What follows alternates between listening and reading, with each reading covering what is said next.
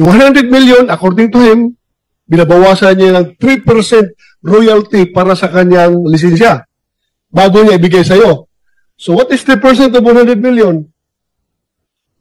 3 million po. 3 million. So 97, kabuuang 97 million ibibigay niya sa'yo. Yung 97 million na yun ba yun ay, this is only an example ha. Yung 97 million na binigay niya, yan ba yun yung 20% mapupunta kay, sabi mo, DA? 20%? Pag-ulit nga yung distribution.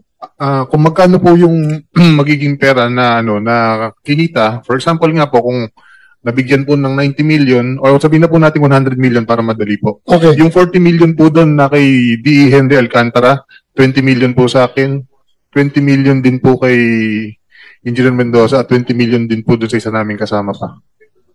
Total of 100. Yes, Kung 100 of the 90, binawasan na 3% eh. Binawasan na 3 million. So 97 million, yun ang hatian ninyo. 20%, 40% kay DA? Pag-iulit.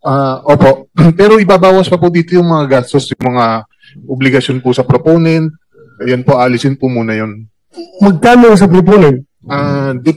Depende po. Minsan po, meron pong 25%, minsan po 30%. Depende po kung sino po ang kausap ni Boss Henry. So, ito mga proponent nito, kilala mo ito? Meron po akong specific knowledge, yun nga po dito kay Senator Joel at saka po kay Senator Estrada. Pero yung sa iba po, naka-blind lang po ako. Paano mo na nagkakaroon ka ng personal knowledge doon sa kanila? Anong...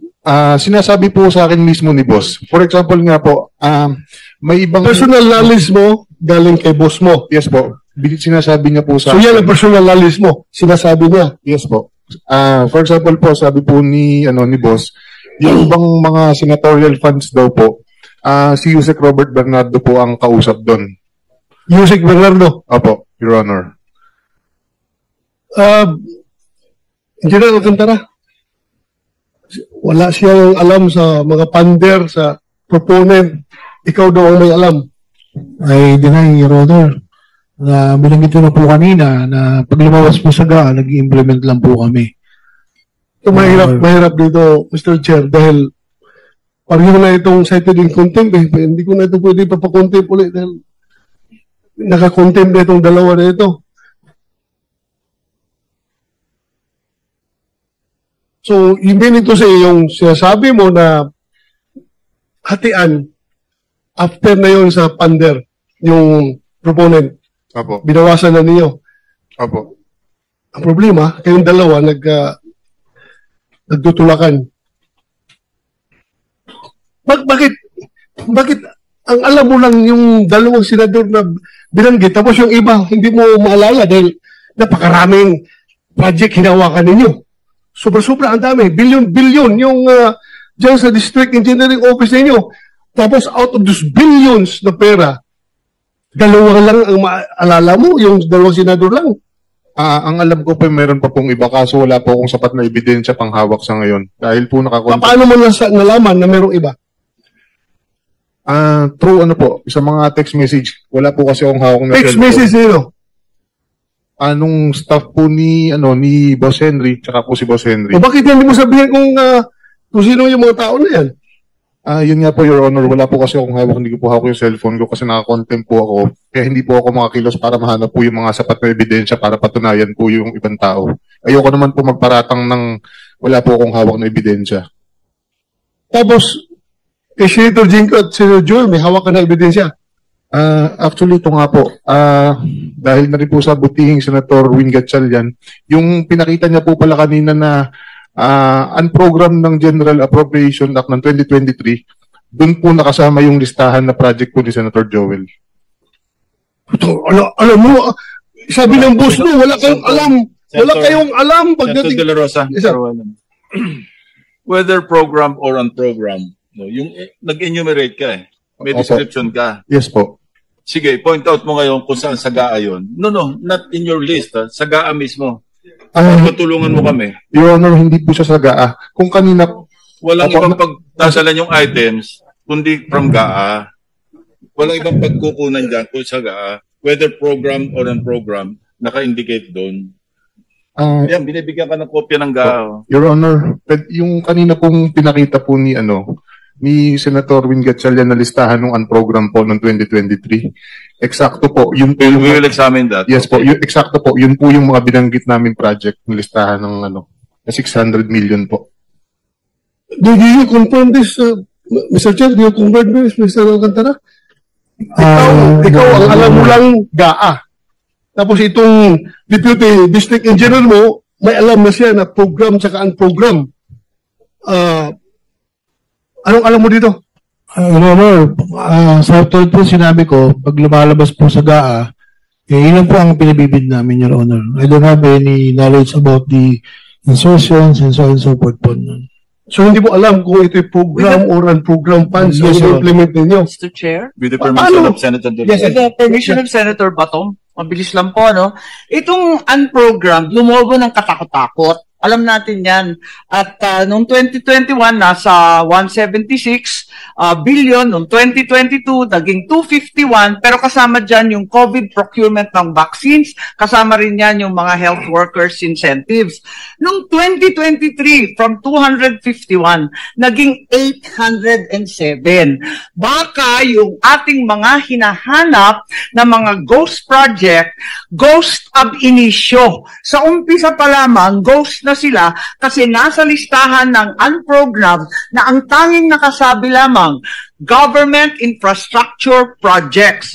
Noong 2023, naging 807.16 billion. Walang listahan. Walang nakakaalam. Ang magic nasa DBM po. 2024, naging 731.45. Mr. Chair, can I ask Senator Aimee from the start, yung sabi mo, from COVID time, magkano? Yes.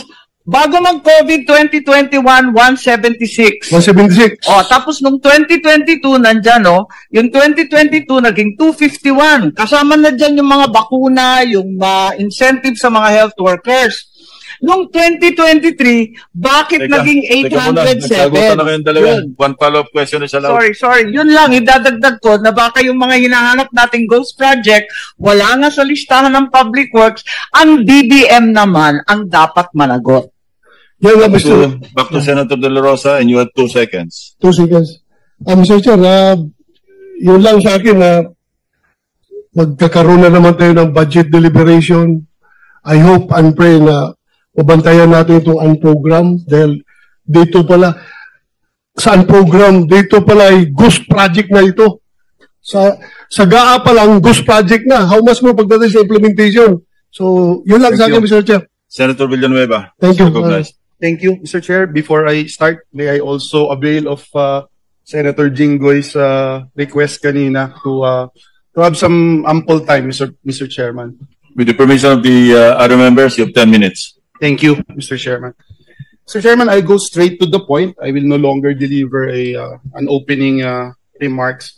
Sabi ho nung Ecclesiastes chapter 3 verse 17, God will judge both righteous and wicked people because there's time for every matter and every deed. I thank our chair and our colleagues for this opportunity na makapagtanong. Una kong tanongin, nandito na po daw si Mr. JP Mendoza. Am I correct, Mr. Chairman? Yes, he's here. Yeah. Seated beside Bryce Hernandez. Hi, Engineer Mendoza. Nagbigay po kayo ng testimonya noong sa House of Representatives, September 9. At under oath po kayo nun, no, sir? Pwedeng paki? Yes po, sir. You're under oath.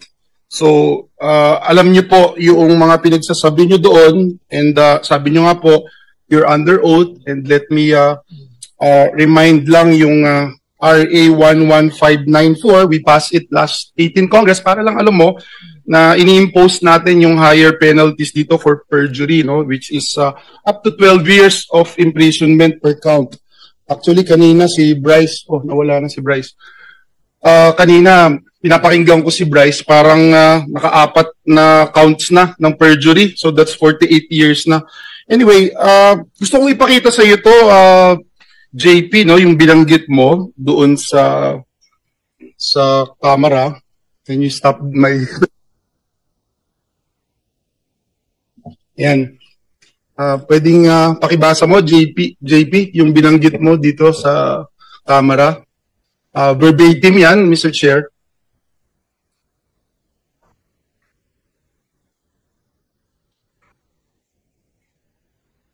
Sir, yung picture po na yan ay noong October 2023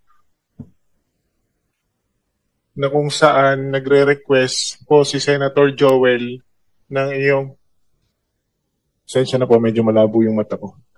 Ng inyong yung mga binasa po ni Engineer Bryce na base ng flood control kanina na nakasaad doon sa context. 4 lang po yung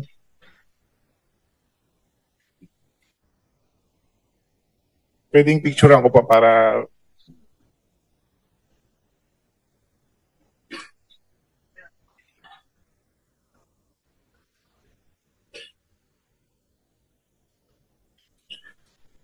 Sir, yung picture po na yan ay noong October 2023 na kung saan nagre-request po si Senator Joel ng yung mga binasa po ni Engineer Bryce ng flood control kanina na nakasaad doon sa context. 4 lang po yung na-picturean sa akin ng boss ko. Kumbaga, para sa summary po yan na sinasabi ni Senator Joel na mababa yung kanyang pondo, subalit siya ang majority floor leader. Isa siyang majority floor leader. Majority floor leader siya noon that time and member siya ng commission on appointment. Yan yung sinabi mo. Yes po. Mr. Chairman, may I ask Mr. JP Mendoza, kasi binanggit niyo po dyan na si Secretary Bonoan ay kinukumpirma ng Commission on Appointments. Yan po yung binanggit po ninyo, no? Sa Commission on Appointments. At ang date po na ito, would you say, tama po, yung sabi niyo, October 2023. Sir, check ko lang po yung eksaktong date dito sa... Binasa niyo po kanina yung transcript. October 4, 2023 po, to be exact po. Yes. November 22, 2022 nang makonfirm si Secretary Bonoan. Sabi niyo din, Mr. Mendoza, are you aware? Kasi sabi niyo din po na miyembro si Senator Villanueva ng Commission on Appointments. Sabi niyo rin, October 2023. Tama po? Sir, binasa niyo po yung transcript eh. Check ko lang. Ito po sa pagkaka-picture ko po, October 4, 2022, 10:31 p.m. po. Hindi, kakasabi mo lang kanina, yan din ang sinabi mo sa House. Yung 2023 po dumating yung project po. I'm sorry. Magulo yata yun, Mr. Chair. Sabi mo 2023, yung binasa mo kanina, at binanggit mo sa House. Sir, upon checking po, kasi ito po yung picture, para ma-summary ko po, okay lang po ba na ipaliwanag ko po? Ito po kasi... Sige, para maliwanag. Apo. Sir, pwede po bang humingi rin ako ng parliamentary immunity? May legislative immunity? Legislative immunity po. Of course, alam mo naman yung conditions, di ba? Apo. Nasabi sa kanina, may legislative immunity pero hindi rin totoo ang sinasabi. Baka pareho rin ang sasabihin mo. Ito po, para ma-explain ko po ng... Any objection? Hearing none, sige, granted. Ito po, sir. Ito pong time na to, nung papicturean po sa akin ni Boss Henry yung cellphone po niya kasi disappearing message po. That time po, ang sabi po ni Boss Henry, nagre-request daw po si Senator Joel ng pondo po. Nang almost parang ang pagkakabanggit ni Boss Henry is 1.5 billion. Subalit dun sa parang pumasok sa conversation po na napicturan, isang kayang ialat ng po sa kanya ni Secretary Bonoan is 600 million. Totoo naman I'm sorry, Mr. Chairman. There's nothing there. Kahit na picture lang yung pinicture mo, there's nothing there that states that. Is this a new allegation that you're talking about? Actually, papaliwanag ko lang muna po, sir. Ang kaya lang po ni Secretary Bunoan that time is 600 million na ibigay. Kaya sa conversation po, This was in October 2022. yes po, Okay. nung nagre-request nung October 22. Okay, Mr. Chairman, can I finish on that? Kasi lumalayo na po siya. Allow the resource person to finish the narration before Okay. we interject. Okay. Yung katulad nga po ng sinabi ni D.E. Henry noon, kung nagpa-follow up si St. Joel, totoo naman po na ang nire-request niya is mga multipurpose building. Pero that time na hindi kayang ibigay yung amount na hinihingi ni Senator Joel, ang kaya lang ni Secretary Manny Bunoan po noong time na yun is 600. So, hindi maaabot yung target na almost 1 billion na mahigit. Naisipan po ni D.E. Henry na i-convert sa flood control yung 600 million na which is kinuhanan po ng 25% yung mga kontraktor para ang maging total is 150 million. Kung sinasabi po kanina na yung project po lumabas po siya ng 2023, wala po siya sa GAA. Meron po kaming conversation nung Chief of Staff po ni D.E. Henry na isinend po sa akin yung list na ayos na po na ito po, pakita ko po.